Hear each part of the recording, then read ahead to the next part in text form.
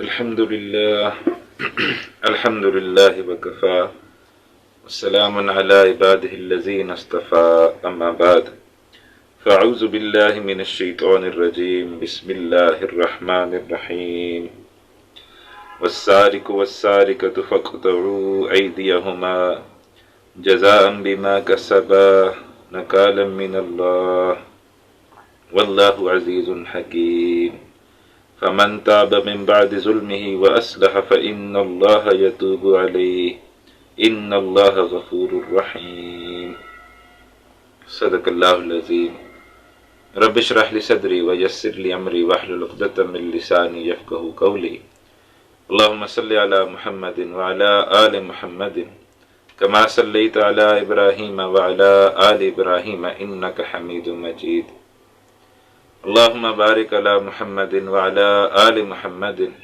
كما باركت على إبراهيم وعلى آل إبراهيم إنك حميد مجيد اللهم ارحمنا بالقرآن العظيم واجعله لنا إماما ونورا وهدى ورحمة اللهم ذكرنا منه ما نسينا وعلمنا منه ما جهلنا وارزقنا تلاوته آناء الليل وآناء النهار وجعله لنا حجة یا رب العالمین آمین یا رب العالمین۔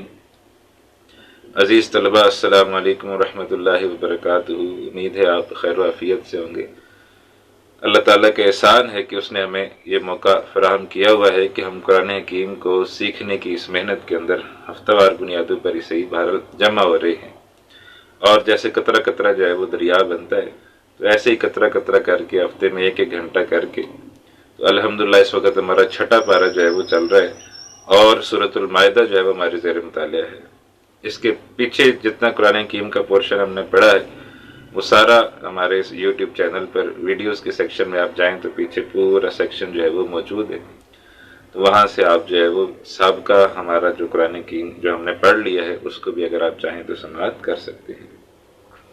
کلاس شروع کرنے سے پہلے وہی ہدایات جو میں ہر کلاس شروع کرنے سے پہلے دیتا ہوں کہ آپ کے پاس آپ کا مصحف جو ہے وہ موجود ہے، اگر موجود ہے تو ماشاءاللہ اسی سے آپ پڑھیے، اور اگر آپ کے پاس مصحف موجود نہیں ہے تو آپ کو چاہیے کہ اس ویڈیو کو آپ چاہے تو یہاں چند سیکنڈ پاز کر کے اپنا مصحف لے آئیں اور پھر اس سے جو ہے وہ سنیں۔ ساتھ میں کیا کاپی اور پینسل آپ کے پاس موجود ہے تو کاپی اور پینسل بھی ساتھ موجود ہونے چاہیے۔ کوئی تاریخی واقعہ آ جاتا ہے، کوئی چیز آ جاتی ہے ایسی جو اہم بات لکھنے والی ہو تو اس کو آپ جو ہے وہ اپنے ساتھ نوٹ کر لیں۔ تو لہٰذا یہ ضروری ہے، بطور طالب علم ہمارے لیے ضروری ہے کہ ہم جس طرح کسی بھی سبجیکٹ کو جو ہے وہ محنت اور مشقت کے ساتھ پڑھتے ہیں تو قرآن حکیم کو بھی ہم محنت اور مشقت کے ساتھ پڑھیں۔ میں ثواب کی نیت سے نہیں کہ بس ثواب تو اللہ دے ہی دے گا، لیکن جب ہم محنت اور مشقت کر کے پڑھیں گے قرآن حکیم کو تو انشاءاللہ ثواب بھی بہت زیادہ اللہ تعالیٰ دیں گے، اور جو اصل مقصد ہے اس کا ہدایت وہ بھی انشاءاللہ ہمیں حاصل ہوگی کہ ہم نے زندگی جو ہے وہ کیسے گزارنی ہے، پھر ہمیں قرآن حکیم گائیڈ بھی کرے گا انشاءاللہ تعالیٰ۔ تو آج ہم آغاز کر رہے ہیں سورۃ المائدہ آیت نمبر 38 سے 38 سے، جس کے اندر ارشاد فرمایا اللہ سبحانہ و تعالیٰ نے وَالسَّارِقُ وَالسَّارِقَةُ، چوری کرنے والا مرد ہو یا چوری کرنے والی عورت ہو، فَاقْطَعُوا أَيْدِيَهُمَا، تو دونوں کے ہاتھ جو ہے وہ کاٹ دو۔ اب یہ جو ہے یہ قرآن حکیم میں سزا آئی ہے اس شخص کی جو چوری کرے، خواہ وہ چوری کرنے والا مرد ہو یا چوری کرنے والی عورت ہو، تو ان دونوں میں سے جس نے بھی جو ہے وہ یہ کام کیا ہے اس کا جو ہے وہ ہاتھ جو ہے وہ کاٹ دینا چاہیے۔ جزاء بما کسبا، بدلہ ہے ان دونوں کا جو ان دونوں نے کمایا، نکالا من اللہ، اور عبرت ہے یہ اللہ تعالیٰ کی طرف سے، واللہ عزیز حکیم، اللہ زبردست ہے، کمال حکمت والا ہے۔ آج جو ہماری بد نصیبی یہ ہے کہ ہم ایک ایسی سوسائٹی کے اندر جی رہے ہیں جو نام کی اسلامی ہے، اصلاً حقیقتاً یہ اسلامی نہیں ہے، بلکہ کہنا چاہیے کہ مسلمانوں کے ایک معاشرے میں ہم جی رہے ہیں جہاں ہمارے ارد گرد مسلمان ہیں لیکن اسلام جو ہے وہ موجود نہیں ہے۔ تو اسلام جو ہے وہ ایک دین ہے، اسلام جو ہے وہ ہر زندگی کے ہر گوشے میں جو ہے وہ رہنمائی فراہم کرتا ہے، وہ سیاست ہو، وہ معیشت ہو، وہ معاشرت ہو، وہ عدالت ہو، جو بھی ہو، اسلام ہر سطح پر جو ہے وہ ہمیں رہنمائی جو ہے وہ فراہم کرتا ہے۔ تو یہ جو ہے عدالت میں اسلام ہمیں یہ رہنمائی فراہم کر رہے ہیں، اور بھی ہم آگے چلیں گے تو اور بھی کچھ سزاؤں کا تذکرہ آئے گا، لیکن یہاں پر چوری کی سزا کا تذکرہ آ رہا ہے کہ جو چوری کرنے والا مرد ہو یا چوری کرنے والی عورت ہو تو ان دونوں کا ہاتھ جو ہے وہ کاٹ دیا جائے۔ تو یہ اللہ تعالیٰ نے ایک سزا جو ہے وہ مقرر فرمائی ہے، لیکن اس میں ایک وضاحت جو ہے وہ ضروری ہے کہ یہ سزا جو ہے وہ کسی کو کب جو ہے وہ دی جائے گی۔ آج اگر کوئی چوری کرے تو کیا اسے یہ سزا ملے گی، یا آج کی تاریخ میں اسے یہ سزا نہیں ملے گی؟ تو جواب یہ ہے کہ آج کی تاریخ میں اسے یہ سزا نہیں ملے گی۔ وجہ اس کی کیا ہے؟ وجہ اس کی یہ کہ اسلام کا نظام جو ہے وہ لاگو نہیں ہے۔ ایک ہوتا ہے نظام کو تحفظ دینے کے لیے کوئی قانون۔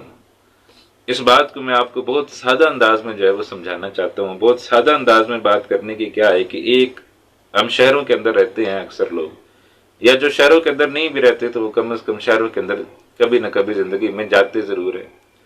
تو شہروں کے اندر جو ہے وہ ایک ٹریفک لائٹس کا نظام ہوتا ہے۔ ٹریفک لائٹ کا نظام کیا ہے کہ جب سرخ لائٹ جلے گی تو آپ نے رک جانا ہے، جب گرین لائٹ چلے گی تو آپ نے چل پڑنا ہے، اور درمیان میں ایک پورشن ہوتا ہے تیاری کر لیجئے۔ تو لہٰذا اب یہ ایک نظام ہے ٹریفک کو رواں دواں رکھنے کے لیے، تاکہ ٹریفک جو ہے وہ سموتھلی آسانی کے ساتھ جو ہے وہ چلتی رہے اور لوگ منزل پر جو ہے وہ بر وقت جو ہے وہ پہنچ جائیں۔ تو اس کے لیے یہ ایک مکمل نظام جو ہے وہ مرتب کیا گیا، پوری دنیا میں اس وقت یہ چل رہا ہے۔ اب یہ تو نظام ہے، اس نظام کے تحفظ کے لیے چونکہ لوگ تو نہیں مانیں گے اس نظام کو، لوگ جو ہے وہ کہیں گے جی ہم تو نہیں مانتے، تو اس نظام کے تحفظ کے لیے پھر کچھ قانون جو ہے وہ بنائے جاتے ہیں۔ قانون کیا ہے کہ جو بھی کوئی پھر خلاف ورزی کرے گا، سرخ لائٹ پر اگر وہ گزر جائے گا تو آگے ایک ٹریفک وارڈن کھڑا ہوگا اور اس کو جو ہے وہ چلان کرے گا، بولے گا بھائی تم نے سرخ لائٹ کی جو ہے وہ خلاف ورزی کی ہے، اس کے نتیجے میں تمہارے اوپر یہ پینلٹی جو ہے وہ پڑ گئی ہے۔ تو لہٰذا اس کے نتیجے میں اس کو جو ہے وہ بدلہ جو ہے وہ مل جائے گا۔ ایک نظام کی حفاظت کے لیے ایک قانون، اس قانون کے تحت اس شخص کو بدلہ مل گیا، اچھا بدلہ مل گیا، برا بدلہ مل گیا، یا اس صورت میں اس کو برا بدلہ مل گیا کہ اس کو فوری طور پر ایک چلان جو ہے وہ بھرنا پڑ گیا۔ اب آپ یہ تصور کیجئے کہ ایک ایسی جگہ ہے جہاں ٹریفک لائٹس ہی نہیں ہے، نہ سرخ اشارہ ہے، نہ سبز اشارہ ہے، کچھ بھی نہیں ہے، بس چوک ہے، چوک میں سے آپ گزر گئے، آگے ایک پولیس والا کھڑا ہے اور اس نے آگے کہا ادھر آ جاؤ بھائی، ہاں جی آ گیا میں، تمہارا چلان ہوگا۔ کس بات پر چلان ہوگا؟ کہ تم نے ٹریفک لائٹس کی خلاف ورزی کی ہے۔ تو آپ کہیں گے ٹریفک لائٹس ہیں کدھر؟ جب ٹریفک لائٹس ہیں ہی نہیں تو ان کی خلاف ورزی کا سوال جو ہے وہ کیسے پیدا ہوتا ہے؟ تو ٹریفک لائٹس تو ہیں ہی نہیں کہ جس کی خلاف ورزی میں نے کی ہے۔ تو لہٰذا اس کے نتیجے میں اب آپ کا چلان نہیں بنتا اصولی، ہاں وہ ظلم کرے تو وہ علیحدہ مسئلہ ہے، لیکن اصولی طور پر اب آپ کا چلان نہیں بنتا کیونکہ ٹریفک لائٹس ہی موجود نہیں ہے۔ اسی طریقے سے اسلام ہمیں ایک نظام دیتا ہے، وہ نظام جو ہے وہ موجود، وہ نظام جو ہے اس کی حفاظت کے لیے اللہ تعالیٰ نے پھر قانون دیے ہیں، اور قانون اس میں یہ ہے کہ جو چوری کرے اس کا ہاتھ کاٹ دو، جو قتل کرے اس کو جواب میں قتل کر دو، جو زنا کرے اس کو گوڑے مار دو، شادی شدہ زنا کرے اس کو سنسار کر دو۔ تو یہ ساری چیزیں جو ہے یہ نظام کے تحفظ کے لیے موجود ہے، یہ قانون جو ہے وہ نظام کے تحفظ کے لیے موجود ہے۔ اب اگر کوئی شخص یہ دعویٰ کرے کہ بھائی شہروں کے اندر تو چلان ہی چلان ہوتے ہیں، تو ہر کوئی جو ہے وہ چلان کرتا ہے، تو یہ بات ٹھیک نہیں ہوگی۔ شہروں کے اندر ایک نظام ہے، اس نظام کی خلاف ورزی پر آپ کا جو ہے وہ چلان ہوتا ہے۔ تو اب ہم یہ سمجھتے ہیں کہ اسلام کا نظام کیا ہے، جس نظام کے تحفظ کے لیے پھر یہ قانون جو ہے وہ بنائے گئے۔ اسلام کا نظام کیا ہے؟ اسلام یہ کہتا ہے کہ جب اسلام کسی بھی جگہ پر غالب ہوگا تو بلکہ اس سے بھی زیادہ چیزوں کی جو ہے وہ گارنٹی لے گا۔ سب سے پہلے روزگار کی گارنٹی اسلام لے گا کہ ہر شخص کو باعزت روزگار جو ہے وہ ملے، ہر شخص کے پیٹ میں جو ہے وہ کھانا جو ہے وہ پورا ہو، ہر شخص کے گھر میں کھانا جو ہے وہ پورا ہو، کسی کے گھر میں فاقہ نہیں ہونا چاہیے۔ حضرت عمر رضی اللہ تعالیٰ عنہ کا مشہور قول ہے کہ دجلہ و فرات کے کنارے کوئی کتا بھی بھوک اور پیاس سے مر جائے تو عمر سے جو ہے وہ اس کی جو ہے وہ پوچھ ہوگی۔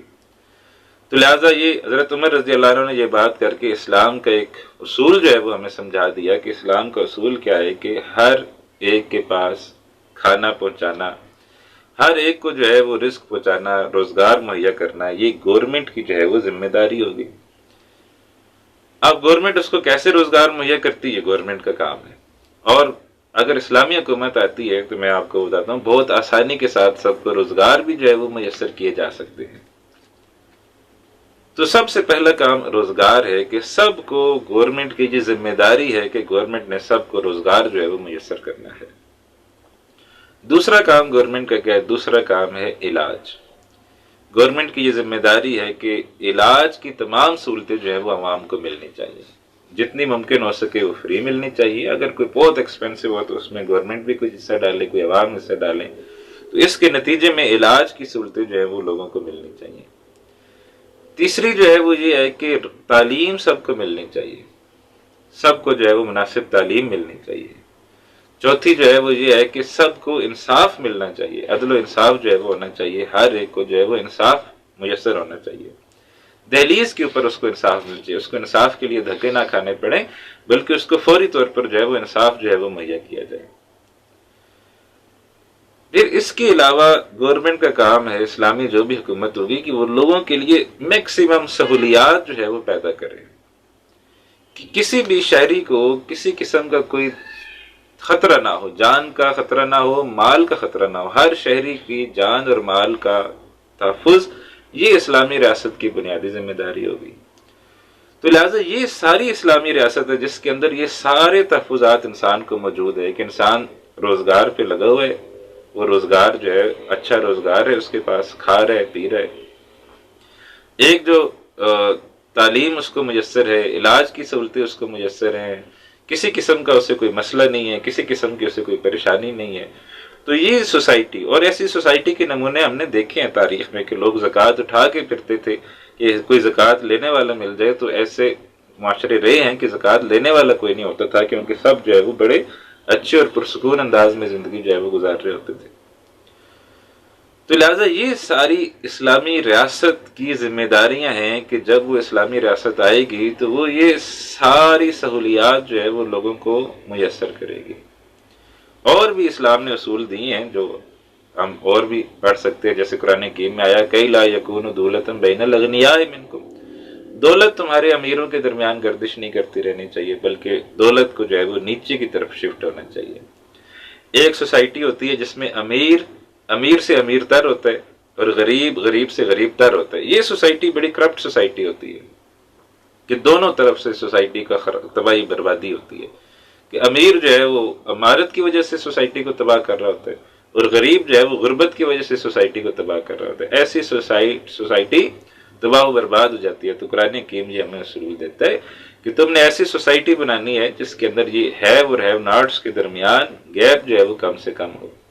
امیروں سے لو، ہر سال جو ہے وہ 2.5% امیروں سے زکوٰۃ لے کے غریبوں کے اندر جو ہے وہ تقسیم کی جائے گی، تو ہر سال جو گیپ بڑھے گا اس کو 2.5% زکوٰۃ کے ذریعے کور اپ کیا جائے گا۔ اس کے علاوہ قرآن حکیم میں بار بار یہ ترغیب آتی ہے، انفاق کرو، انفاق کرو، انفاق کرو، مال لگاؤ، مال لگاؤ، مال لگاؤ۔ تو یہ بھی ایک اسی کا اصول ہے کہ دولت جو ہے وہ امراء کے درمیان جو ہے وہ نہیں گردش کرتی رہنی چاہیے، بلکہ امیروں سے غریبوں کے درمیان جو ہے وہ دولت جو ہے وہ گردش کر کے نیچے کی طرف جو ہے وہ آنی چاہیے۔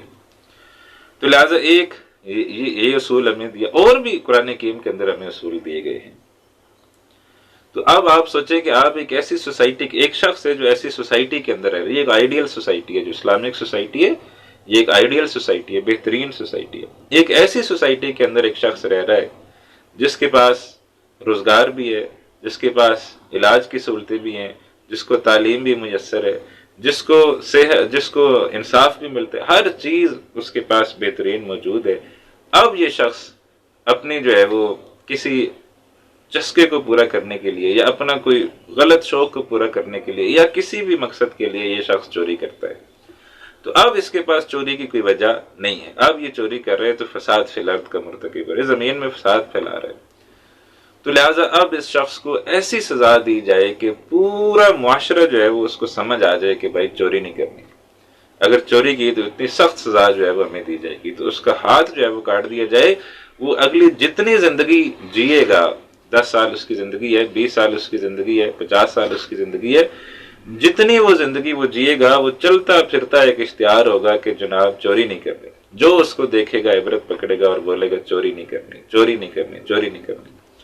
تو اسلام ہمیں یہ اصول دیتا ہے کہ جو جرم کرے اول تو ماحول ایسا بناؤ کہ وہاں جرم کرنا مشکل ہو، لیکن ماحول اچھا ہے، اور اچھے ماحول کے اندر کوئی جو ہے وہ جرم کر رہا ہے تو اس کو ایسی سزا دو کہ سب جو ہے وہ سیدھے ہو جائیں، سب کو پتہ چل جائے کہ یہ اگر ہم نے اس صحیح ماحول کو کرپٹ کرنے کی کوشش کی تو ہمیں اتنا سخت جو ہے وہ سزا جو ہے اس کا سامنا کرنا پڑے گا۔ تو لہٰذا اب جو ہے وہ اس شخص کا ہاتھ کاٹ دیا جائے گا۔ اب جب اس کا ہاتھ کاٹ دیا گیا تو اب یہ کھائے گا کہاں سے؟ اب یہ ایک اگلا مسئلہ ہے۔ تو لہٰذا تا دم مرگ، اس کی موت تک اس کے لیے پھر ایک وظیفہ بھی بہرحال مقرر کر دیا جائے گا کہ ظاہر بات ہے اس نے جو جرم کیا تھا، چوری کی تھی، اس کی سزا اس کو مل گئی۔ اب جو ہے وہ اس نے سزا کے عوض ہاتھ کٹوا لی ہے، اب باقی زندگی یہ کھائے گا کہاں سے؟ تو گورنمنٹ اس کا ایک وظیفہ بھی جو ہے وہ مقرر کر دے گی۔ تو لہٰذا یہ ہے پورا تصور کہ چور کے ہاتھ جو ہے وہ کاٹ دو، تو کس سینیریو میں ہم نے چور کے ہاتھ جو ہے وہ کاٹنے ہیں؟ آج کی تاریخ میں، جو میں نے شروع میں بات کی کہ آج کی تاریخ میں ہم کسی کے ہاتھ نہیں کاٹ سکتے، اس لیے کہ وہ نظام ہی موجود نہیں ہے۔ آج تو کوئی چوری کرے تو ہو سکتا ہے وہ بیچارہ بھوک کی وجہ سے اس نے چوری کی ہو، کوئی اس کا بل ہی اتنا زیادہ آ گیا ہو کہ اب اس کو پریشانی ہے کہ میں اگر بل نہیں ادا کروں گا تو وہ میٹر اتار کے لے جائیں گے۔ ایسی صورت میں وہ اب بہت مجبور ہو کر پریشانی کی حالت میں وہ اس قسم کی کوئی حرکت جو ہے وہ کرتا ہے۔ اور اوپر سے مستضاد یہ کہ نہ تو گورنمنٹ کوئی جاب میسر کر رہی ہے، نہ ہی گورنمنٹ کوئی روزگار میسر کر رہی ہے، اوپر سے اگر گورنمنٹ جو ہے وہ ہاتھ بھی کاٹنا شروع کر دے تو اس کا نتیجہ کیا نکلے گا؟ اس کا نتیجہ یہ نکلے گا کہ بھوکے پھر مرنے شروع ہو جائیں گے۔ تو کہیں گے یار یہ اچھا کوئی اسلام ہے کہ ہمیں کہیں سے بھی نہ گورنمنٹ روٹی دیتی ہے نہ ہمیں جینے دیتی ہے، تو ہم مر ہی جاتے ہیں، تو ہمارا مر جانا بہتر ہے۔ تو لہٰذا اسلام کو ایک پورا تصور جو ہے وہ، اسلام پورا جو ہے نا وہ ایک دین ہے، اس پورے دین کو آپ لیں اور پورے دین کو جو ہے وہ آپ نافذ کریں تو پھر تو آپ کو ہر چیز سمجھ آئے گی، ہر چیز اپنی جگہ پر بہترین محسوس ہوگی۔ لیکن اگر آپ اسلام کو پارشلی لیں گے تو پھر وہ اسلام کے ساتھ بھی ظلم ہوگا اور لوگوں کے ساتھ بھی ظلم ہوگا، تو اللہ بھی ناراض ہوگا۔ اللہ بھی کہتا ہے ادخلوا فی السلم کافہ، اسلام کے اندر پورے کے پورے داخل ہو جاؤ، تو اللہ بھی یہ کہتا ہے اسلام کے اندر پورے کے پورے داخل ہو جاؤ، تو تبھی تمہیں جو ہے وہ اسلام کی برکات ملیں گی۔ جزوی اطاعت اللہ تعالیٰ کو قبول نہیں ہے۔ تو یہ پورا ایک تصور ہے اسلام کا، اسلام کے نظام کا، اسلام کی سزاؤں کا، اور اگر یہ پورا تصور امپلیمنٹ نہیں ہو رہا تو پھر اگر آج کی تاریخ میں آپ ہاتھ کاٹنا شروع کر دیں گے تو جو بڑے بڑے چور ہیں، جو بڑے بڑے جاگیردار ہیں، جو بڑے بڑے وہ ہولڈرز ہیں، جو چیزوں کو ہولڈ کر لیتے ہیں، سرمایہ دار ہیں، جو چیزوں کو سٹاک کر لیتے ہیں کہ چیزیں پھر مہنگی کر کے بیچتے ہیں، ان کی موجیں ہو جائیں گی۔ وہ تو کہیں گے بھائی بالکل بڑی اچھی شریعت ہے جی، نافذ کر دیں جی، ہم جو بھی کچھ ہم جو ہے وہ ذخیرہ اندوزی کریں گے، اب اس کا تحفظ بھی ہوگا، اب اس کو کوئی چوری کرے گا تو وہ جو ہے اس کا ہاتھ کٹ جائے گا، تو ہماری تو بڑی موجیں لگ گئی ہیں۔ حالانکہ ذخیرہ اندوزی بھی اسلام میں منع ہے، تو آپ ذخیرہ اندوزی کو تو قابو نہیں کر رہے اور اس کے چوری کرنے والے کو ہاتھ کاٹ رہے ہیں، تو اس کا مطلب ہے کہ آپ ظلم کر رہے ہیں۔ تو لہٰذا آج کی تاریخ میں یہ سزا نافذ نہیں ہو سکتی۔ اب اگلا مسئلہ یہ ہے کہ قرآن تو کہہ رہے ہیں ہاتھ کاٹو، اور ہم کہہ رہے ہیں کہ بھائی پاسبل نہیں ہے، تو پھر ہم مجرم ہیں۔ جی ہاں ہم مجرم ہیں، کیونکہ اللہ تعالیٰ کے حکم کو ہم نہیں مان رہے اور بحیثیت مجموعی نہیں مان رہے، اور ظاہر بات ہے یہ کوئی انفرادی عمل نہیں ہے، ہاتھ کاٹنا کوئی انفرادی عمل نہیں ہے۔ ایسا نہیں ہے کہ باپ اپنے بیٹے کا ہاتھ نہیں کاٹ سکتا، کہ اگر بیٹے نے چوری کر لی ہے تو باپ کے پاس بھی اختیار نہیں ہے کہ وہ اپنے بیٹے کا ہاتھ کاٹ دے، یہ صرف اور صرف ریاست کا کام ہے۔ تو ریاست جو ہے وہ یہ کام کرے گی۔ اب ریاست ہی یہ کام نہیں کر رہی، ریاست ہی ہماری اسلامک نہیں ہے، تو پھر اس جرم کے اندر ہم میں سے ہر جو اس ریاست کا شہری ہے وہ اس جرم کے اندر برابر کا شریک ہے، کہ تم جو ہے وہ ایک باطل کے اندر جو ہے وہ زندگی جو ہے وہ گزار رہے ہو، باطل نظام کے اندر جو ہے وہ زندگی گزار رہے ہو۔ تو لہٰذا پھر اس اگلا سوال یہ ہے کہ پھر ہم کیا کریں؟ پھر اب کفارہ کیا ہے؟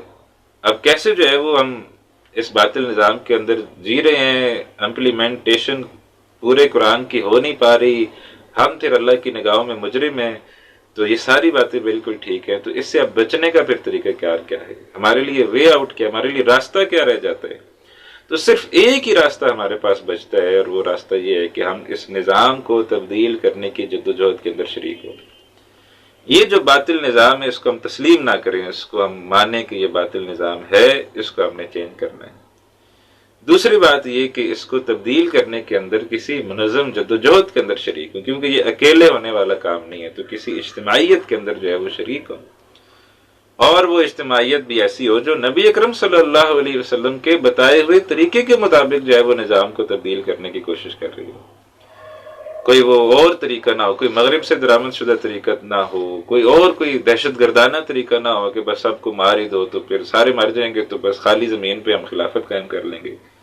کوئی ایسا طریقہ نہ ہو، بلکہ جو ہے وہ جو رسول اللہ صلی اللہ علیہ وسلم کا جو طریقہ ہے تو اس طریقے کے مطابق جو جماعت کام کر رہی ہے اس جماعت کے اندر جو ہے وہ ہم شامل ہوں. تو لہٰذا یہ چیز ہمیں سمجھنے کی ضرورت ہے کہ ہم ایک باطل نظام کا حصہ ہیں. اس باطل نظام میں رہنے کا کفارہ یہ ہے کہ ہم اس باطل نظام کے خلاف جدوجہد کریں اور اس کو تبدیل کرنے کی کوشش کریں. تو جب ہم اللہ تعالیٰ کے حضور پیش ہوں گے تو یہ ہماری معذرتاً الی ربکم، سورہ اعراف میں یہ بات آئے گی کہ معذرتاً الی ربکم، کہ یہ ہماری طرف سے اللہ تعالیٰ کے لیے، اللہ تعالیٰ کی بارگاہ میں یہ جو ہے یہ ایک معذرت جو ہے وہ اللہ تعالیٰ کی بارگاہ میں ہم پیش کر سکیں گے کہ اے اللہ، ہم ایک باطل نظام کے تحت جی رہے تھے لیکن ہم نے اس کو قبول جو ہے وہ نہیں کیا تھا، ہم نے اس کے خلاف جدوجہد کی تھی کہ وہ تبدیل ہو جائے. ہاں، تبدیل تو تیری مرضی کے بغیر پتہ بھی نہیں ہلتا، تو ہم نے تو بہرحال کوشش کی تھی. ہم اس نظام کے وفادار نہیں تھے. اے اللہ، ہم تیرے وفادار تھے. اے اللہ، ہم تیرے رسول کے وفادار تھے. ہاں، نظام تبدیل نہیں ہوا ہم سے، وہ ایک علیحدہ بات ہے. تو لہٰذا یہ ایک کفارہ بن سکتے ہے. تو یہ قرآن حکیم کی بہت اہم ہدایت ہے، اور یہ قرآن حکیم جو ہے نا وہ سمجھ نہیں آ سکتا کہ جب تک اسلام غالب نہ ہو کہ اسلام، یہ اب چور کی قرآن حکیم میں حکم ہے کہ چور کے ہاتھ کاٹ دو، تو کوئی بھی نہیں کاٹ سکتا. تو وہ جو کہتے ہیں کہ غلبہ اسلام جو ہے نا وہ صحیح نہیں ہے، تو پھر چور کا ہاتھ کون کاٹے گا، کب کاٹے گا، کیسے کاٹے گا؟ تو لہٰذا یہ ایک بے وقوفانہ احمقانہ بات ہے. تو ریاست جو ہے وہ جب تک اسلام کے تابع نہیں ہوگی، ریاست جب تک اسلام کی تابع و فرمان نہیں ہوگی تب تک اسلام کے اوپر عمل جو ہے وہ نہیں کیا جا سکتا. تو لہٰذا یہ چیز ہمیں سمجھنے کی اچھے طریقے سے ضرورت ہے. آگے بھی آیات آئیں گے تو ہم انشاءاللہ سمجھیں گے. اب اس سارے تناظر میں رکھ کر، اس سارے ماحول میں آپ سمجھیں کہ ایک شخص جی رہا ہے جو بہترین ماحول ہے، اس میں چوری کی ہے، تو والسارق والسارقۃ، چوری کرنے والا مرد ہو، چوری کرنے والی عورت ہو، فاقطعوا ایدیہما، دونوں کے ہاتھ جو ہے وہ کاٹ دو. پھر کسی صورت اب معافی نہیں ہے، پھر کوئی رحم نہیں ہے کہ بھائی اب جو رحم آ گیا ہے تو بڑا رو رہا ہے، بڑا گڑ گڑا رہا ہے جی تو بڑا نہیں، اب کوئی رحم نہیں ہے، اب اس کا ہاتھ کاٹا جائے گا. جزاء بما کسبا، بدلہ ان دونوں کے لیے جو انہوں نے جو ہے وہ کیا ہے. نکالا من اللہ، عبرت ہے اللہ تعالیٰ کی طرف سے. یہ ایک عبرت کا مقام بنے گی تمام لوگوں کے لیے، ایک عبرت. جب میں نے کہا جب تک وہ جیے گا یا جیے گی، وہ چلتا پھرتا ایک اشتہار ہوگا اس نے جو ہے وہ چوری کیا، تو کیسی ایک عبرت کا مقام ہوگا لوگوں کے لیے. واللہ عزیز حکیم، اللہ زبردست ہے، کمال حکمت والا ہے. جو کوئی ایسے شخص کو ایک دفعہ دیکھ بھی لے گا وہ زندگی بھر چوری نہیں کرے گا، کہ وہ دیکھا ہے نا فلاں شخص کیسے اس کا ہاتھ کٹا ہوا ہے. تو لہٰذا یہ ایک ایسی سزا ہے کہ جس سے چوری جو ہے وہ ختم ہو جائے گی، لوگوں کو جان اور مال اس کا تحفظ ہوگا. تو اسلام کا اصول یہی ہے کہ سزا جو ہے وہ ایسی دو کہ سب کو عبرت ہو جائے. فمن تاب من بعد ظلمہ، پھر جس نے توبہ کر لی اپنے ظلم کے بعد، یہ ہم نے پڑھ لیا. واللہ عزیز حکیم، اللہ زبردست کمال حکمت والا ہے. فمن تاب من بعد ظلمہ، پھر جس نے توبہ کر لی اپنے ظلم کے بعد، واصلح، اور اصلاح کر لی، فإن اللہ یتوب علیہ، تو بے شک اللہ توبہ قبول فرمائے گا ان کی. ان اللہ غفور رحیم، بے شک اللہ تعالیٰ توبہ کو قبول کرنے والا، رحم کرنے والا. یعنی چور جو ہے اب اگر اس کو احساس ہو گیا کہ بھائی میں نے تو بڑی غلطی کی تھی، تو وہ اب اللہ کی بارگاہ میں توبہ کرے، سچی توبہ کرے، تو اللہ تعالیٰ اس کو بہرحال معاف کر دیں گے. لیکن اس کا یہ مطلب نہیں کہ دنیا کی سزا ٹل جائے گی. چور جب پکڑا جاتے تو پھر تو ایسے روتا ہے کہ جناب میں تو آئندہ جو ہے نا وہ میرے سے نیک شخص کوئی نہیں ہوگا. تو لہٰذا یہ مطلب نہیں ہے کہ اب دنیا کی اس کی سزا معاف ہو جائے گی، دنیا کی تو سزا اس سے ملے گی. لیکن اگر اس نے صدق کے دل سے توبہ کی ہے، اس نے سچے دل کے ساتھ جو ہے وہ توبہ کی ہے، تو اس کا یہ فائدہ ہوگا کہ وہ جہنم کے عذاب سے بچ جائے گا، آخرت کی سزا سے وہ بچ جائے گا. البتہ دنیا میں اسے جو ہے وہ سزا ملے گی. ان اللہ غفور رحیم. الم تعلم ان اللہ لہ ملک السماوات والارض، کیا تم نہیں جانتے اللہ ہی کے لیے ہے بادشاہی آسمانوں کی اور زمین کی. یعذب من یشاء، سزا دیتا ہے جس کو چاہتا ہے، ویغفر لمن یشاء، بخش دیتا ہے جس کو چاہتا ہے. اللہ بادشاہ ہے، تو بادشاہ ہوتا ہے، وہ جس کو چاہتا ہے سزا دیتا ہے، جس کو چاہتا ہے بخش دیتا ہے. واللہ علی کل شیء قدیر، اللہ تعالیٰ ہر چیز پر پوری طرح جو ہے وہ قدرت رکھنے والے ہیں. یا ایھا الرسول، اے رسول صلی اللہ علیہ وسلم، لا يحزنک الذین یسارعون فی الکفر، غمگین نہ کریں آپ کو وہ لوگ جو بہت تیزی دکھاتے ہیں کفر میں، بڑی بھاگ دوڑ ہو رہی ہے۔ اور یہ سورہ مائدہ مدینے کے اندر نازل ہو رہی تھی، تو وہاں جو ہے وہ خبریں آ رہی تھی، یہودی جو ہے وہ مکے جا رہے ہیں، مکہ والے یہودیوں کے پاس جا رہے ہیں، وہ اور فلانے قبیلے ادھر جا رہے ہیں، بڑی بھاگ دوڑ ہو رہی ہے، یہ کسی طریقے سے مدینے کے اوپر حملہ کر کے مسلمانوں کو جو ہے وہ ختم کر دیا جائے۔ تو لا يحزنک الذین یسارعون فی الکفر، غمگین نہ کریں آپ کو وہ لوگ جو بہت تیزی دکھاتے ہیں کفر میں، من الذین قالوا آمنا بافواہہم، ان میں سے جنہوں نے کہا اپنے منہوں سے کہ ہم ایمان لائے، ولم تؤمن قلوبہم، اور نہیں ایمان لائے ان کے دل۔ یعنی یہاں منافقین کی بات ہو رہی ہے کہ یا تو منافق ہوں گے یا یہودی ہوں گے، کہ منافق جو ہے وہ یہ کہتے تھے کہ ہم ایمان لائے جبکہ ان کے دل ایمان سے خالی تھے، اور یہودیوں کے بارے میں بھی یہ کہا جاتے وہ کہتے تھے ہم بھی ایمان والے ہیں، موسیٰ علیہ السلام کو مانتے ہیں، داؤد کو مانتے ہیں، انبیاء کو مانتے ہیں، بس نبی اکرم صلی اللہ علیہ وسلم کو نہیں مانتے نا، تو ہم بھی ایمان والے ہیں۔ لیکن یہاں ایسے یہ محسوس ہو رہا ہے کہ منافقین کی بات ہے۔ تو من الذین قالوا آمنا بافواہہم، ان میں سے جنہوں نے کہا اپنے منہ سے ہم ایمان لائے، ولم تؤمن قلوبہم، اور نہیں ایمان لائے ان کے دل، ومن الذین ہادوا، اور ان لوگوں میں سے جو یہودی ہوئے، سماعون للکذب، بہت سننے والے ہیں جھوٹ کو، یعنی یہ بہت جھوٹ سنتے ہیں، سماعون لقوم آخرین لم یاتوک، بہت سننے والے ہیں ان لوگوں کے لیے جو نہیں آئے آپ کے پاس، یعنی آپ صلی اللہ علیہ وسلم کی مجلس میں بھی ان کے لیے سننے والے موجود ہیں۔ اور یہ کون تھے؟ یہ منافقین تھے۔ اور یہ منافق کیا کرتے تھے؟ یہ نبی اکرم صلی اللہ علیہ وسلم کی مجلس میں آ کے بیٹھتے تھے اور یہاں ہونے والی تمام خبریں جو ہے وہ جا کے یہود کو دیتے تھے کہ آج یہ فیصلہ ہوا، یہ کام ہوا، یہ کام۔ انہوں نے مسلمانوں کا لبادہ اڑا ہوا تھا، تو لہٰذا یہ نبی اکرم صلی اللہ علیہ وسلم کی مجلس میں آتے جاتے تھے، مسجدوں میں آتے تھے، نماز پڑھتے تھے، لیکن تھے منافق۔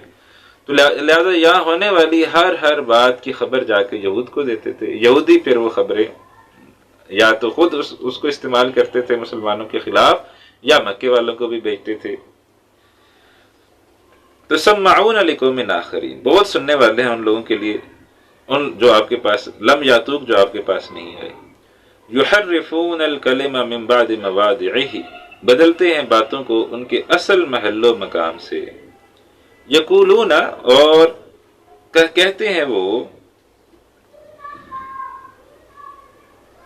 ان اوتیتم ھذا، کہ نبی اکرم صلی اللہ علیہ وسلم کے پاس جاؤ، اگر تو تمہیں یہ بات دی جائے فخذوہ، تو اسے مان لینا، وَإِن لَّمْ تُؤْتَوْهُ، اور اگر یہ نہ دیا جائے فاحذروا، تو بچتے رہنا، کرنی کترانا۔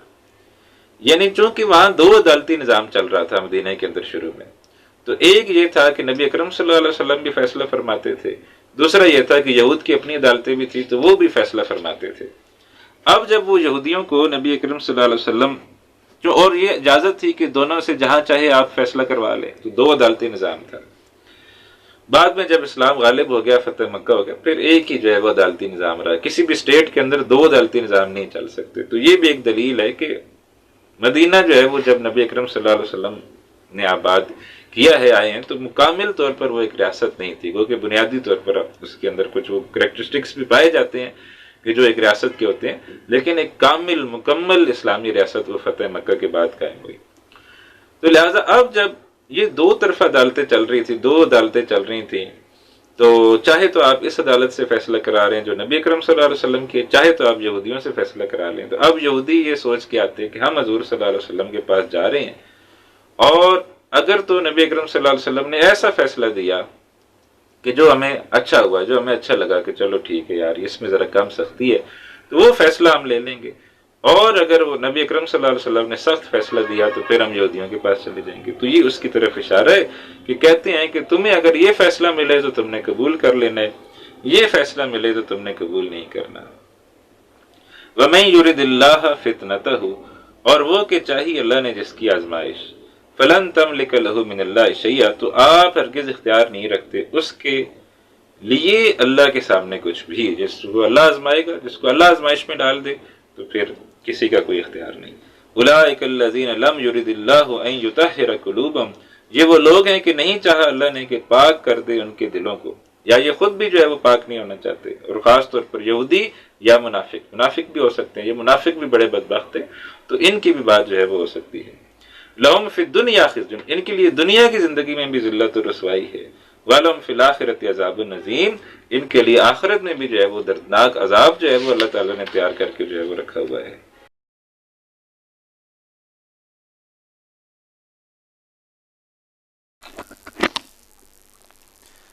سماعون للکذب، بہت سننے والے ہیں جھوٹ کو۔ یہ جو یہودی ہیں خاص طور پر، ان کی بات ہو رہی ہے کہ بہت سننے والے ہیں جھوٹ کو۔ اکالون للسحت، بہت زیادہ کھانے والے ہیں حرام کے۔ فإن جاؤک، اے نبی صلی اللہ علیہ وسلم اگر یہ آپ کے پاس آئیں اپنا کوئی مقدمہ لے کر، فاحکم بینہم، تو آپ فیصلہ کیجئے ان کے درمیان، او عارض عنہم، یا ان سے اعراض کیجئے۔ وَإِن تُعْرِضْ عَنْهُمْ، اور اگر آپ نے ان سے اعراض کیا، فَلَن يَضُرُّوكَ شَيْئًا، تو یہ ہرگز آپ کو کچھ نقصان جو ہے وہ نہیں پہنچا سکیں گے۔ تو یعنی یہ آپ کو نقصان نہیں پہنچائیں گے۔ یہ ہوتا تھا کہ دو عدالتی فیصلہ ہے تو آپ صلی اللہ علیہ وسلم اگر یہ سوچیں کہ بھائی یا یہ اس قسم کا پروپیگنڈا کر سکتے ہیں کہ ہم تو گئے تھے نبی اکرم صلی اللہ علیہ وسلم کے پاس فیصلہ کرانے کے لیے، لیکن آپ صلی اللہ علیہ وسلم نے فیصلہ نہیں کیا، تو اس قسم کا کوئی پروپیگنڈا اگر یہ کرنا چاہیں تو یہ پھر نہیں کر سکیں گے، تو یہ آپ کو کوئی نقصان نہیں پہنچائیں گے۔ فَلَن يَضُرُّوكَ شَيْئًا، یہ آپ کو کوئی نقصان نہیں پہنچائیں گے۔ وَإِنْ حَكَمْتَ، اور اگر آپ ارادہ کر لیں کہ نہیں میں نے ان کے درمیان فیصلہ کرنا ہے، فَاحْكُم بَيْنَهُمْ بِالْقِسْطِ، تو ان کے درمیان فیصلہ کیجئے انصاف کے ساتھ، عدل کے ساتھ۔ ان اللہ یحب المقسطین، بے شک اللہ تعالیٰ پسند فرماتا ہے عدل کرنے والوں کو۔ وَكَيْفَ يُحَكِّمُونَكَ، اور یہ کیسے فیصلہ کراتے ہیں آپ سے، وَعِندَهُمُ التَّوْرَاۃ، جبکہ ان کے پاس تورات موجود ہے، فِيهَا حُكْمُ اللَّهِ، اس میں اللہ کا حکم موجود ہے۔ اس کی تفسیر میں بعض علماء نے یہ واقعہ بھی لکھا ہے کہ ان کے درمیان ایک شخص نے جو وہ شادی شدہ تھا، مرد تھا یا عورت، اس نے زنا کر لیا۔ اب تورات کے اندر یہ فیصلہ موجود تھا، تورات کے اندر اللہ کا حکم موجود تھا کہ جو شادی شدہ زانی ہوگا اس کو سنسار کی سزا جو ہے وہ دی جائے گی، یعنی اس کو پتھر مار مار کر جو ہے وہ ہلاک کیا جائے گا۔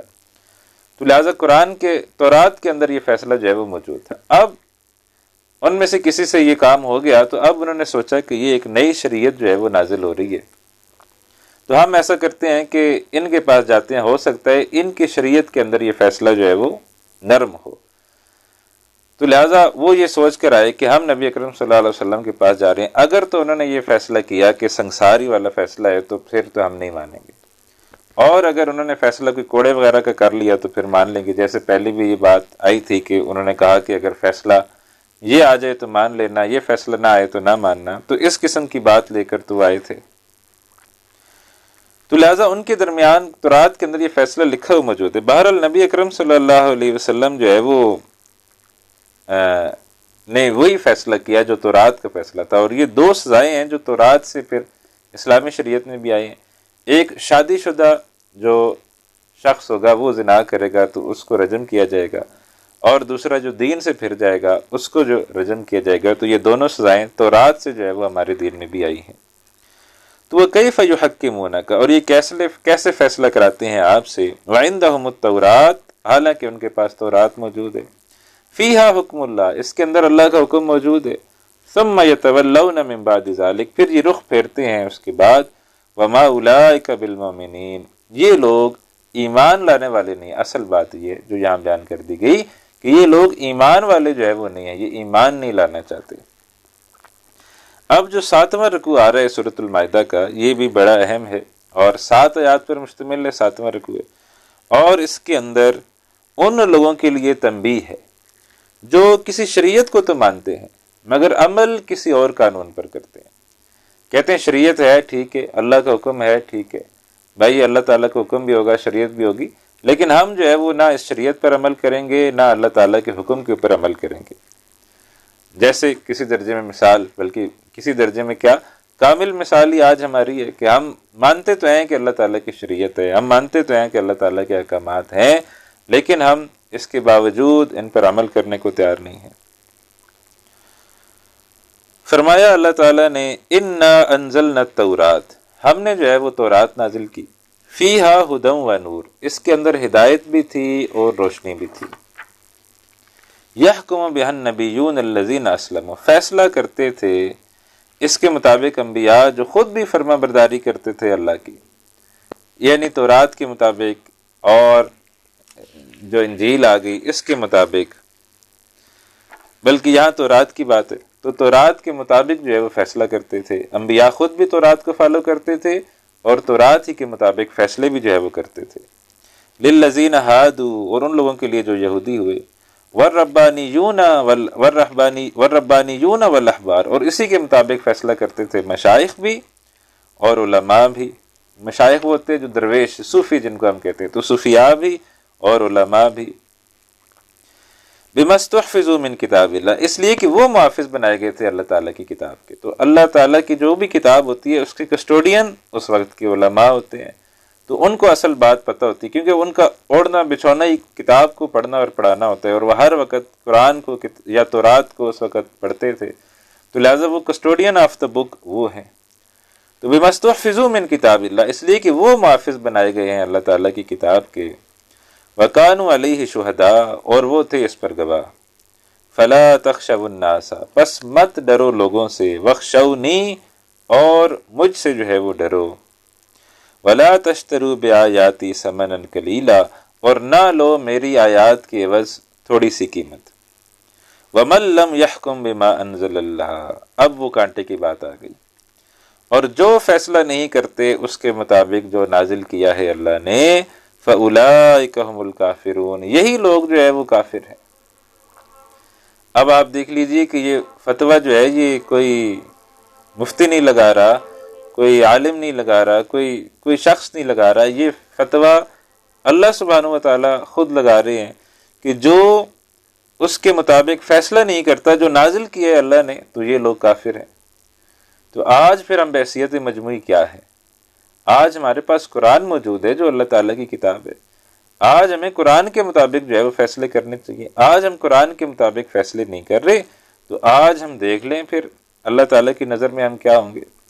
تو وَمَن لَّمْ يَحْكُم بِمَا أَنزَلَ اللَّهُ، جو فیصلہ نہیں کرتے اس کے مطابق جو نازل کیا اللہ نے، فَأُولَٰئِكَ هُمُ الْكَافِرُونَ، یہی لوگ جو ہے وہ کافر ہیں۔ وَكَتَبْنَا عَلَيْهِمْ فِيهَا، اور ہم نے لکھ دیا تھا یہود کے لیے تورات میں۔ اب وہاں قانون آ گیا، قانون کیا آیا؟ ان النفس بالنفس، جان کے بدلے جان ہوگی۔ اگر ایک شخص نے دوسرے شخص کو قتل کر دیا تو بدلے میں اب اس شخص کو قتل کیا جائے گا جس نے قتل کیا ہے۔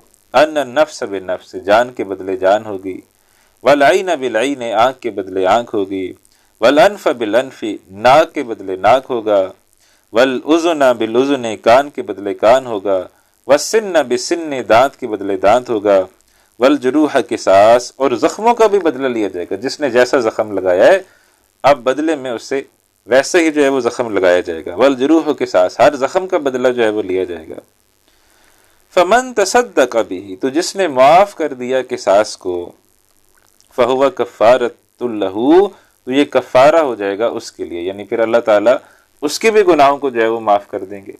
تو یعنی تم اگر کسی کو معاف کر دو گے تو اس کے بدلے میں اللہ تمہارے گناہ بھی معاف کر دیں گے۔ اب دوسری مرتبہ پھر وہی بات، وَمَن لَّمْ يَحْكُم بِمَا أَنزَلَ اللَّهُ، جو فیصلے نہیں کرتے اس کے مطابق جو اللہ نے نازل فرمایا ہے، فَأُولَٰئِكَ هُمُ الظَّالِمُونَ، یہی لوگ جو ہے وہ ظالم ہیں۔ پہلے کیا بات ہے؟ یہی لوگ کافر ہیں، اب دوسری مرتبہ یہ بات آ گئی یہی لوگ ظالم ہیں، اور ظالم ان الشرک لظلم عظیم، شرک بھی کہا گیا ظلم ہے، تو یہ اس سے کہاں جا کے بات مل رہی ہے؟ تو یہ ظلم ہے۔ وَقَفَّيْنَا عَلَىٰ آثَارِهِمْ بِعِیسیٰ ابْنِ مَرْیَمَ، اور ہم نے پیچھے بھیجا انہی کے نقوش قدم پر عیسیٰ ابن مریم کو، مصدقا لما بین یدیہ من التوراۃ، وہ تصدیق کرتے ہوئے آئے اس کی جو ان کے سامنے تھا تورات میں سے، وآتیناہ الانجیل، اور ہم نے انہیں انجیل دی، فیہ ھدی و نور، اس میں ہدایت بھی تھی اور روشنی بھی تھی، ومصدقا لما بین یدیہ من التوراۃ، وہ تصدیق کرنے والی تھی اس کی جو اس سے پہلے تھا تورات میں سے، وہدی و موعظۃ للمتقین، اور وہ ہدایت اور نصیحت تھی متقیوں کے لیے، وَلْيَحْكُمْ أَهْلُ الْإِنْجِيلِ بِمَا أَنزَلَ اللَّهُ فِيهِ، اور چاہیے کہ فیصلہ کریں انجیل والے اس کے مطابق جو اللہ نے نازل کیا ہے اس میں سے۔ یعنی فیصلہ اللہ کا۔ اب انجیل والوں کو یہ کہا جا رہا ہے کہ وہ چاہیے کہ انجیل والے اللہ کے مطابق، اللہ کے احکامات کے مطابق فیصلہ کریں۔ وَمَن لَّمْ يَحْكُم بِمَا أَنزَلَ اللَّهُ، جو فیصلہ نہیں کرتے اس کے مطابق جو نازل کیا ہے اللہ نے، فَأُولَٰئِكَ هُمُ الْفَاسِقُونَ، یہی لوگ جو ہے وہ فاسق ہیں۔ اب آپ بتائیے کہ یہ 3 فتوے اللہ تعالیٰ نے لگا دیے، جو اللہ تعالیٰ کی شریعت، جو اللہ تعالیٰ کے قانون کے مطابق فیصلہ نہیں کرتا وہ کافر ہے، جو اللہ تعالیٰ کے قانون کے مطابق فیصلہ نہیں کرتا وہ ظالم ہے، جو اللہ تعالیٰ کے قانون کے مطابق فیصلہ نہیں کرتا وہ فاسق ہے۔ تو آج ہم کیا اللہ تعالیٰ کے قانون کے مطابق فیصلے کر رہے ہیں؟ کیا آج ہماری عدالتیں اللہ تعالیٰ کے قانون کے مطابق فیصلے کرتی ہیں؟ تو جواب نفی میں ہے۔ ہم تو وہ انگریز کے بنائے ہوئے قانون کے مطابق جو ہے وہ فیصلے کرتے ہیں، کرواتے ہیں۔ وہ مجریہ ایکٹ فلانا اور پتہ نہیں 1867 کا کوئی ایکٹ ہے، تو اس کے مطابق جو ہے وہ ہم فیصلے جو ہے وہ سارے کرواتے ہیں۔ تو لہٰذا یہ جو ہے اب ہم دیکھیں کہ پھر ہم کس مقام پر کھڑے ہیں، اللہ کی نگاہ میں ہم کس مقام پر کھڑے ہیں۔ اللہ نے تو یہ بات واضح انداز میں قرآن حکیم کے اندر فرما دی، جو نازل کردہ شریعت کے مطابق فیصلے نہیں کر رہے ان کے لیے یہ مقام ہے۔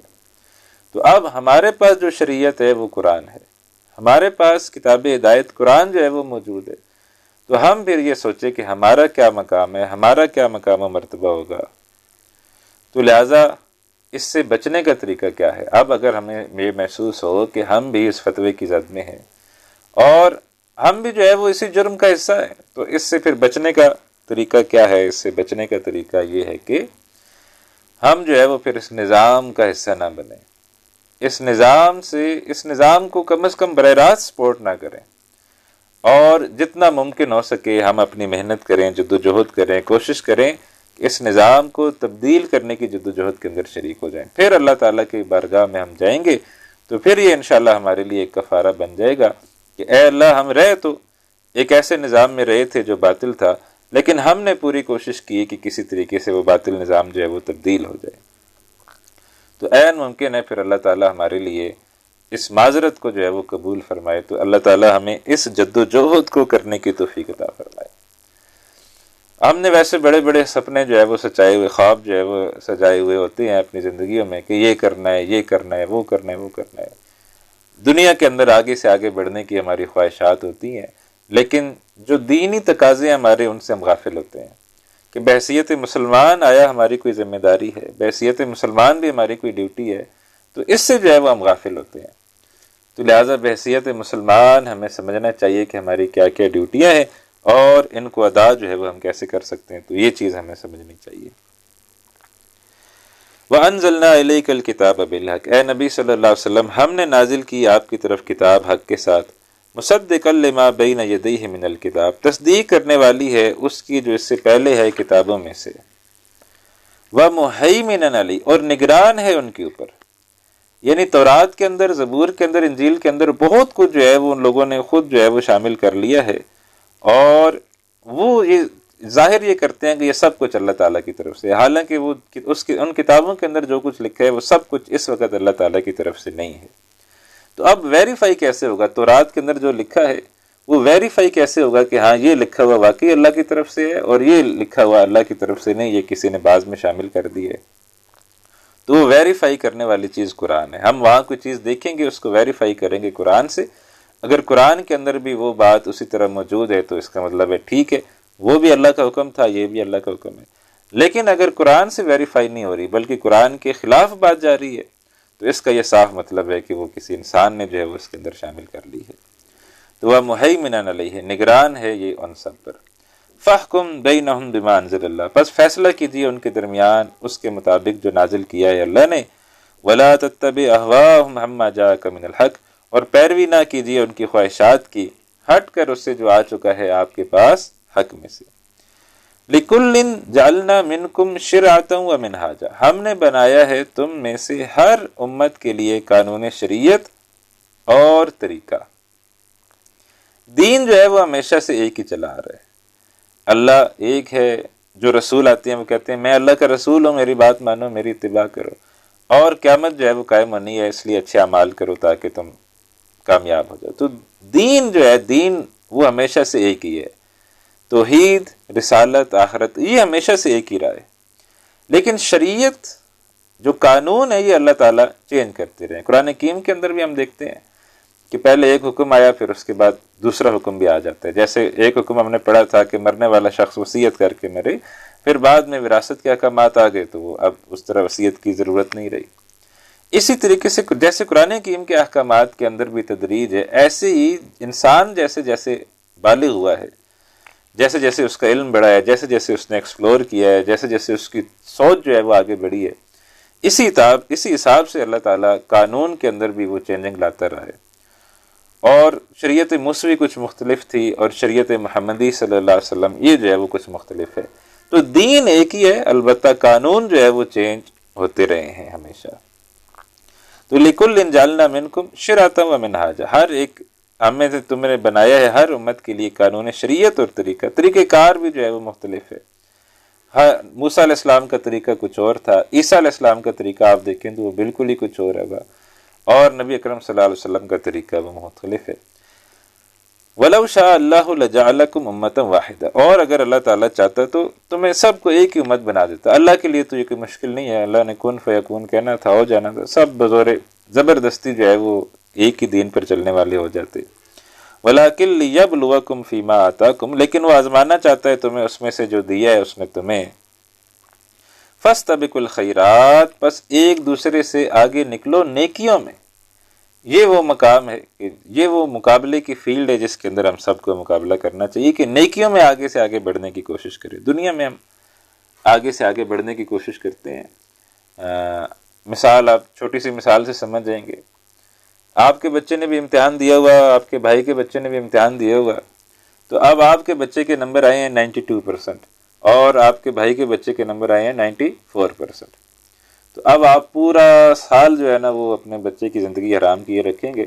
بیٹے اس کے تو اتنے نمبر آ گئے تھے، 2% تیرے سے زیادہ آ گئے تھے، تو نے اب اگلی دفعہ اس سے زیادہ نمبر لے کے دیکھو وہ تم سے آگے نکل گیا.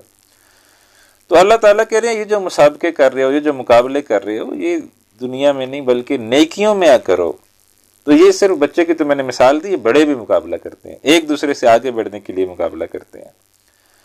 تو کسی نے پتہ چل جائے گی کسی نے پلاٹ لیا ہے تو اب یہ بھی ٹینشن میں ہوتا ہے کہ کسی طریقے سے میں بھی جو ہے وہ پلاٹ لے لوں. تو یہ مقابلہ اللہ تعالیٰ نے انسان کے اندر ہمارے اندر رکھا ہے، لیکن اللہ تعالیٰ فیلڈ کیا بتا رہے ہیں کہ اس مقابلے کو تم نے کرنا کدھر ہے؟ یہ نیکیوں میں آگے سے آگے بڑھنے کی جو ہے وہ تم کوشش کرو. فاستبقوا الخیرات، بس نکلو آگے ایک دوسرے سے نیکیوں میں. الی اللہ مرجعکم جمیعا، اللہ ہی کی طرف لوٹ کر جانا ہے تم سب کے سب کو. جب اللہ کی طرف لوٹ کر جائیں گے تو اصل چیز تو وہ کام آئے گی جو وہاں ہم نے بھیجی ہوئی ہوگی. یہ دنیا کے اندر پلاٹ، یہ روپے پیسہ، یہ سونا چاندی، یہ پتہ نہیں یہ جو دنیا کی چیزیں ہیں، یہ ساری چیزیں تو یہاں رہ جائیں گی. کام ہمیں کیا چیز آئے گی؟ کام ہمیں وہ چیز آئے گی جو ہم نے اللہ تعالیٰ کے ہاں جو ہے وہ بھیجی ہوئی ہوگی. تو الی اللہ مرجعکم جمیعا، اللہ ہی کی طرف لوٹ کر جانا ہے تم سب کو. فینبئکم بما کنتم فیہ تختلفون، پھر وہ بتا دے گا تمہیں ان باتوں کی حقیقت جن میں تم جو ہے وہ اختلاف کیا کرتے تھے. وَأَنِحْكُمْ بَيْنَهُمْ بِمَا أَنزَلَ اللَّهُ، اور یہ کہ فیصلہ کیجئے ان کے درمیان اس کے مطابق جو نازل کیا ہے اللہ تعالیٰ نے. وَلَا تَتَّبِعْ أَهْوَاءَهُمْ، اور پیروی نہ کیجئے ان کی خواہشات کی. وَاحْذَرْهُمْ، اور ہوشیار رہیں ان سے. اَن يَفْتِنُونَكَ، کہ وہ آپ کو فتنے میں نہ ڈال دے یا وہ آپ کو ہٹا نہ دے. ام بعد ما انزل اللہ علیک، اس کے کچھ حصے سے جو اتارا ہے اللہ نے آپ کی طرف. فإن تولوا، پھر اگر وہ رخ پھیر لیں. فاعلم انما یرید اللہ، تو جان لیجئے کہ اللہ تعالیٰ چاہتا ہے ان یصیبہم ببعض ذنوبہم، کہ سزا پہنچائے انہیں ان کے بعض گناہوں کی. وإن کثیرا من الناس لفاسقون، بے شک لوگوں کی اکثریت جو ہے وہ تو فاسقوں پر مشتمل ہے. بڑا ہی جو ایک لرزا دینے والا مقام ہے، ڈرانے والا مقام ہے. اللہ تعالیٰ جی کہہ رہے ہیں لوگوں کی جو اکثریت ہے وہ کیا ہے؟ وہ فاسق ہے. تو اکثریت کے پیچھے ہم نے نہیں چلنا، اکثریت کی بات نہیں. سارے جس طرف بھاگ رہے ہوں تو ہم نے اس طرف نہیں بھاگنا، ہم نے صرف اس طرف رخ کرنا ہے جو اللہ اور اس کے رسول کا راستہ ہے، اس طرف ہم نے چلنا ہے. وَإِنَّ كَثِيرًا مِنَ النَّاسِ لَفَاسِقُونَ، بے شک لوگوں میں سے بہت نافرمان بھی ہیں. أَفَحُكْمَ الْجَاهِلِيَّةِ يَبْغُونَ، تو کیا وہ جاہلیت کا فیصلہ چاہتے ہیں؟ نبی اکرم صلی اللہ علیہ وسلم سے جو پہلے کا دور ہے یہ جاہلیت کا دور ہے، تو کہا جا رہا ہے کہ کیا یہ لوگ جو ہے یہ جاہلیت کا جو ہے وہ فیصلہ چاہتے ہیں؟ وَمَنْ أَحْسَنُ مِنَ اللَّهِ حُكْمًا لِقَوْمٍ يُوقِنُونَ، اور کون زیادہ بہتر ہے اللہ سے فیصلے میں ان کے لیے جو یقین رکھتے ہیں۔ تو لہٰذا یہ جو ہے یہ بات ہمیں بتائی جا رہی ہے کہ جاہلیت کے فیصلے تم نے نہیں لینے، بلکہ جو اللہ اور اس کے رسول صلی اللہ علیہ وسلم کے فیصلے ہیں وہ تم نے لینے ہیں۔ یا ایھا الذین آمنوا، اے وہ لوگوں جو ایمان لائے ہو، لا تتخذوا الیہود والنصارى اولیاء، یہود اور نصارہ کو دوست مت بناؤ۔ بعضهم اولیاء بعض، یہ آپس میں ایک دوسرے کے دوست ہیں۔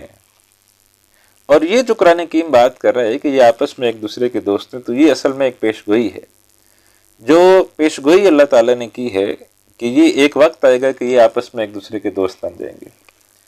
ورنہ آپ دیکھیے کہ جب قرآن نازل ہو رہا تھا تو اس وقت عیسائی اور یہودی ایک دوسرے کے بدترین جو ہے وہ دشمن تھے، اور عیسائی جو ہے وہ یہودیوں پر غالب تھے اور یہودیوں کو بہت جو ہے وہ مارا کرتے تھے، اور عیسائی جو ہے وہ ان کو ادھر بیت المقدس میں بھی داخل نہیں ہونے دیتے، یا داخل بھی ہوتے تھے تو بس کہیں چھپ چھپا کے اور جا کے وہ اپنے دیواری گریہ سے رو رو کے پھر جو ہے وہ نکال دیتے تھے عیسائیوں کو۔ تو بہت جو ہے وہ ظلم کیا عیسائیوں نے ان کے اوپر، تو یہ آپس میں ایک دوسرے کے بدترین دشمن تھے۔ اور آپ سوچیں کہ دشمنی بنتی ہے کہ عیسیٰ علیہ السلام کو عیسائی کہتے ہیں کہ یہ اللہ کا بیٹا ہے، وہ یہ خدا ہیں یا خدا کا بیٹا ہے، اور یہودی عیسیٰ علیہ السلام کے بارے میں کہتے ہیں معاذ اللہ یہ ولد الزنا ہے۔ تو اب جو نبی کے بارے میں اتنے سخت الفاظ کہہ رہے ہیں اور وہ عیسائی تو ان کو خدا کا بیٹا کہتے ہیں، تو آپ سوچئے کہ ان دونوں کے درمیان کس طرح جو ہے وہ شدید قسم کی جو ہے وہ دشمنی رہی ہوگی۔ تو لہٰذا یہ جو دشمنی ان کے درمیان رہی شدید قسم کی، یہ بہت عرصہ رہی۔ کچھ عرصہ قبل ہی، یعنی آپ سمجھے کہ 100 سال یا 150 سال پہلی جو ہے وہ یہود نے جو ہے وہ پھر نقب لگائی ہے عیسائیت کے اندر، ایک پورا فرقہ جو ہے وہ انہوں نے اٹھایا ہے جس کو کہتے ہیں پروٹیسٹنٹس۔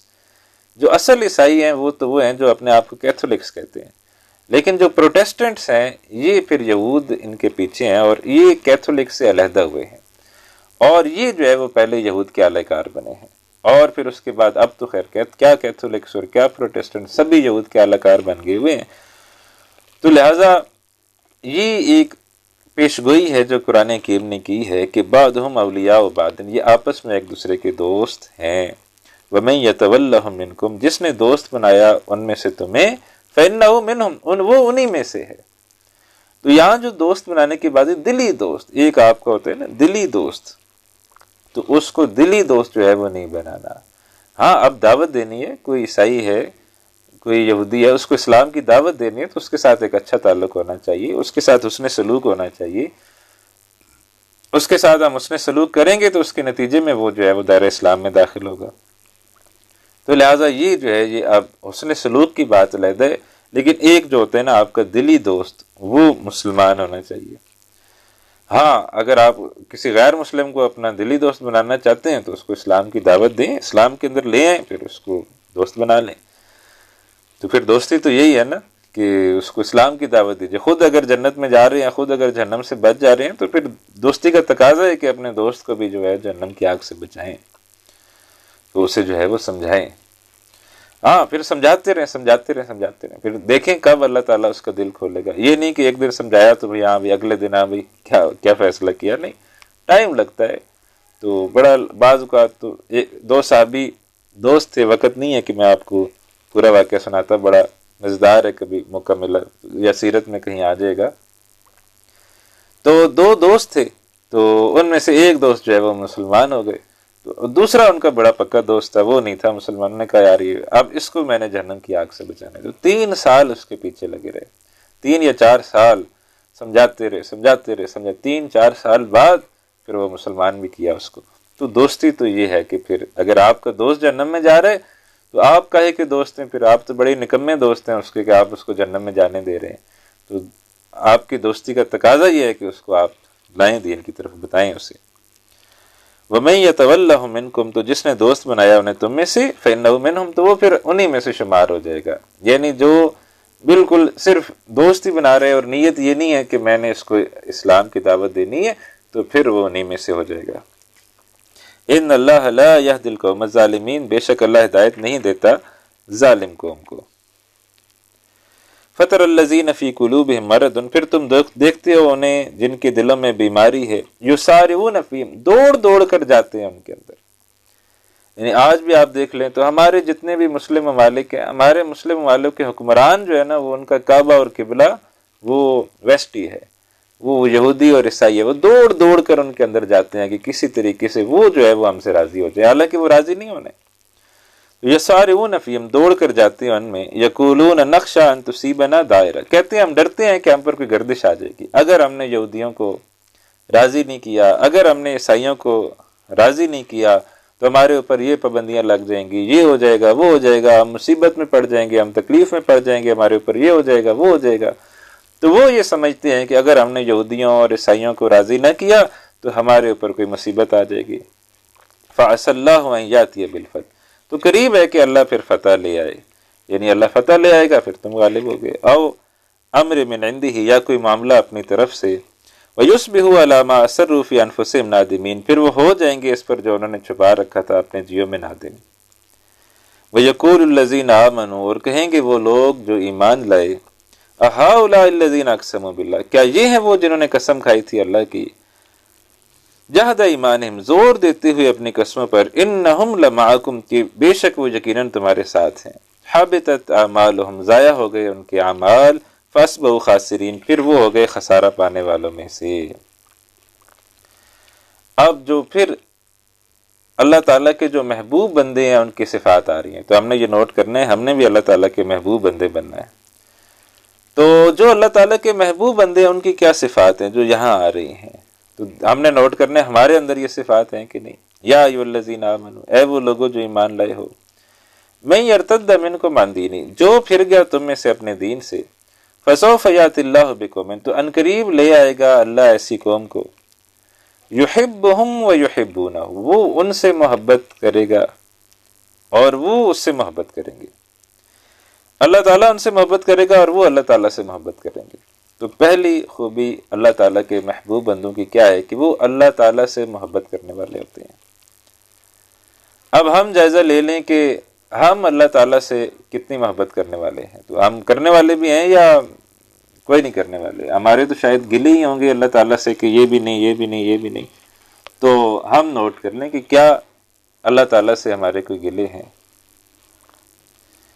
تو یحبہم ویحبونہ، اللہ محبت کرے گا ان سے اور وہ محبت کریں گے اس سے۔ اذلۃ علی المؤمنین، دوسری بات یہ آ گئی، نرم ہوں گے مومنوں پر، عزت علی الکافرین، سخت ہوں گے کافروں پر۔ تو اہل ایمان کے اوپر، مسلمانوں کے اوپر تو بڑے نرم ہوں گے، کافروں کے اوپر بڑے سخت ہوں گے۔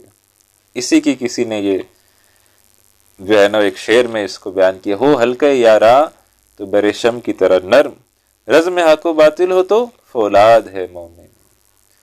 تو لہٰذا یہ جو ہے یہ ایمان والوں کے ساتھ جب ان کا معاملہ ہوگا تو بڑا ہی جو ہے وہ ان کے ساتھ اچھا معاملہ کریں گے، اور کافروں پر سخت ہوں گے۔ اذلۃ علی المؤمنین عزت علی الکافرین یجاہدون فی سبیل اللہ۔ اب تیسری بات آ گئی، جہاد کریں گے اللہ کی راہ میں۔ جہاد کیا ہے؟ وہ جہاد جو ہے وہ نفس کے خلاف بھی جہاد ہے، معاشرے کے خلاف بھی جہاد ہے، اور چوٹی کیا ہے؟ قتال، اللہ کے راستے میں جنگ کرنا۔ تو یجاہدون فی سبیل اللہ، جنگ کریں گے یا جہاد کریں گے اللہ کی راہ میں، ولا یخافون لومۃ لائم، نہ ڈریں گے کسی ملامت کرنے والے کی ملامت سے کہ دوست کیا کہیں گے، رشتہ دار کیا کہیں گے، پاگل ہو گئے، فنیٹک ہو گئے، دیوانہ ہو گئے، مجنون ہو گئے، تو جو بھی جو کہتا ہے وہ اس کو کہنے دیں گے۔ ولا یخافون لومۃ لائم، نہ ڈریں گے کسی ملامت کرنے والے کی ملامت سے۔ ذالک فضل اللہ، یہ اللہ تعالیٰ کا فضل ہے، یؤتیہ من یشاء، وہ دیتا ہے اسے جسے چاہتا ہے، واللہ واسع علیم، اللہ بڑی وسعت والا، سب کچھ جاننے والا ہے۔ تو یہ تین صفات ہیں، ہم نے جائزہ لینا ہے کہ ہمارے اندر ان میں سے کتنی ہے، جو نہیں ہے تو پیدا کرنے کی کوشش کرنی ہے۔ اللہ سے محبت تو بہرحال کرنی چاہیے، اور ایمان والوں کے ساتھ نرم سلوک کرنا چاہیے، اور کوشش اللہ کے راستے میں جہاد، دیکھیں ہم کتنی کوشش جو ہے وہ کر سکتے ہیں۔ تو یہاں پر آج جو ہے وہ ہم رک رہے ہیں۔ امید ہے آپ نے توجہ سے کلاس جو ہے وہ سنی ہوگی۔ تو آپ سے میں یہ درخواست کرتا ہوں کہ مصحف آپ کا اپنا ہونا چاہیے، قرآن آپ کا اپنا ہونا چاہیے، نوٹ بک پین آپ کے ساتھ ہونا چاہیے، اور آپ نے اس کو ایک کلاس روم انوائرمنٹ کے طور پر جو ہے وہ اس کو سننا ہے۔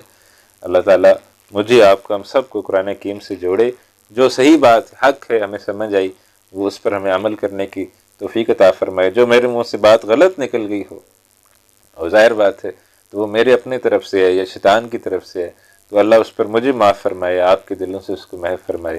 اللہ تعالیٰ ہم سب کا خاتمہ بالخیر فرمائے۔ آج کی کلاس ہم یہاں ختم کر رہے ہیں، تو اگلے ہفتے انشاءاللہ پھر ہم اس سے بھی آگے چلیں گے۔ اللہ تعالیٰ ہمیں قرآن حکیم سے جڑے رکھے۔ اگلے ہفتے تک کے لیے اجازت دیجیے۔ السلام علیکم ورحمۃ اللہ وبرکاتہ، وآخر دعوانا ان الحمد للہ رب العالمین۔